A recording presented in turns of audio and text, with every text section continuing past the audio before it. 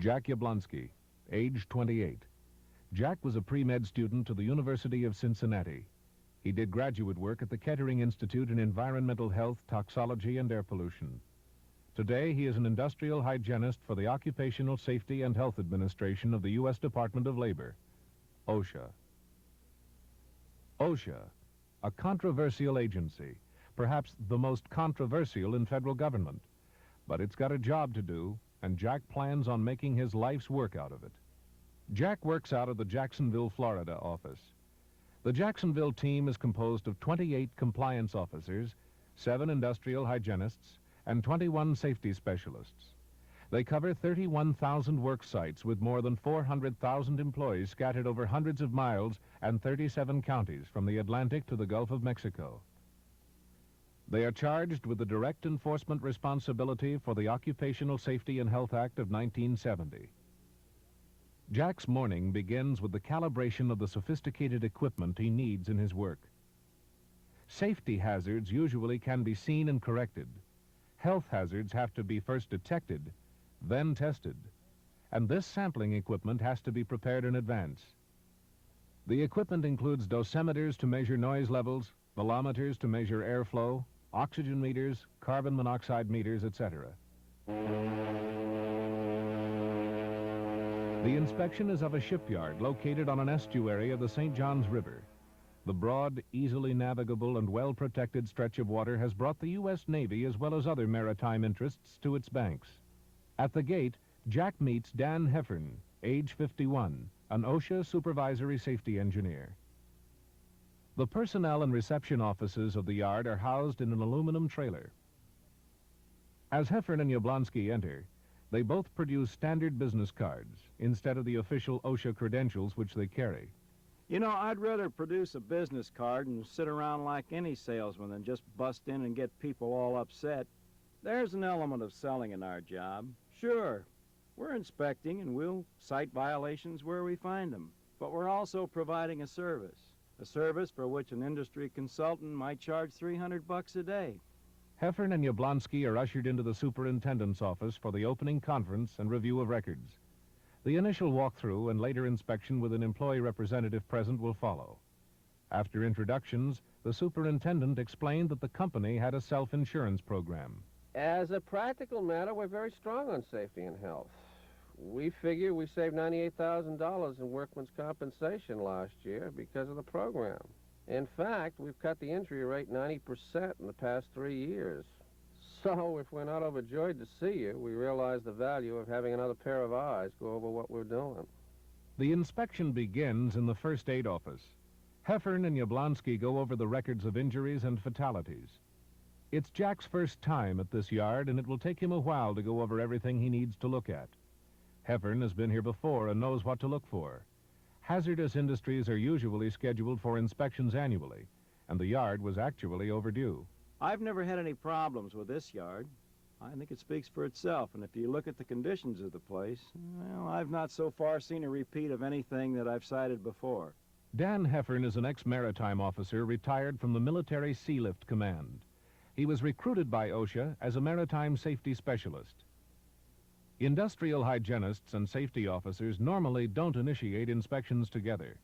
Safety inspectors customarily go in first, and where they find health problems, make referrals to health inspectors. The problem is that there just aren't enough hygienists to go around. To remedy this, OSHA is cross-training safety officers in the basics of industrial health. In addition, some 150 men and women are enrolled in a 3-year training program with the goal of having 1,000 fully qualified industrial hygienists on staff by 1980. In the meantime, the inspections go on, and the emphasis, although waning, is still on safety. The shipyard is covered by almost all of OSHA's standards. The fabricating, paint, maintenance, and rigging shops by the General Industry Code. A new ship under construction by the Shipbuilding Code. 2 jobs in dry dock by the Ship Repair Code. And some pile driving by the Construction Code. Heffern looks for personal safety items that are required at work sites such as foundries, construction sites, and shipyards.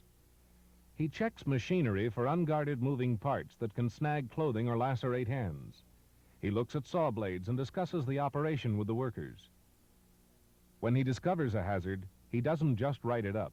He takes the time to explain the danger to the workers. After all, the idea isn't to find fault. It's to prevent people from getting hurt. He inspects electrical wiring, lighting fixtures, cords. Here, his experienced eye picks up something that appears to be in violation of the OSHA standards. He makes notes and will check on it when he returns to the office. Again, he takes time to talk to the workers and to pass out pamphlets. As Heffern said earlier, part of the job is selling, but it's not enough to sell the employer. No safety and health program can be a success unless the workers take a real interest in it. During this particular inspection, Jack Yablonsky had less to test for than would normally be the case. It's pretty much a downtime now. Notably, they're not doing any welding in enclosed spaces, which is a major problem in shipyards. They've also developed a valve system that automatically cuts off the welding hoses when the torch is shut down, so there's no leakage. Sometimes it's not so easy a matter to figure out the safest and healthiest way to do a job. In a situation involving complicated machinery, it means digging out the manuals and charts and taking it through all the steps. There's nothing very complicated about noise, however, and it's everywhere in shipyards. Jack meets a crane operator and starts taking noise measurements. He makes notes on what he finds. Later in the morning, Jack checks the sound levels enveloping a hooded worker blasting a hull with abrasives. Until fairly recently, we would measure a good portion of a work shift, 4 or 6 hours, and then extrapolate for the entire 8-hour shift. But now, we test for the full 8 hours. It means a long day, up before dawn to greet workers on the first shift with measuring monitors to attach to their clothes. Then at night, all the samples have to be shipped off to Salt Lake City for analysis. And you have to be on the work site 8, 9 hours just to make sure that the monitors are being worn all the time. Jack checks a worker's breathing apparatus, then moves on to where a welder is working on the steel plates for a ship hull. Jack monitors noise and also checks for gas leakage. He attaches a measuring monitor to his shirt. The information Jack gets will be sent to OSHA's laboratory in Salt Lake City that night after the day's inspection. The analysis would be waiting for Jack at the office when he goes in to prepare his final report. The inspection took 3 days. At the end of that time, the men returned to the OSHA area office where they went over the notes they took at the site, checked the standards and regulations, and reviewed their final report with William Gordon, the area office director. The results of the inspection? Pretty fair. That made the closing conference back at the shipyard that much easier. The report was presented to the company officials and employee representatives.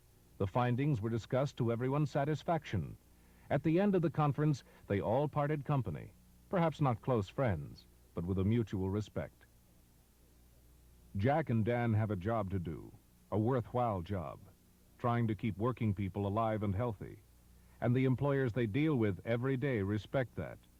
When they come calling at plants, factories, shipyards, they're proud to say, "Good morning, we're from OSHA," because they're there to do a professional job, to help, not harass. Maybe that doesn't always make them popular, but that will change. In the meantime, they'll keep on doing their job, OSHA's job, assuring, insofar as possible, the safety and health of every working man and woman in America.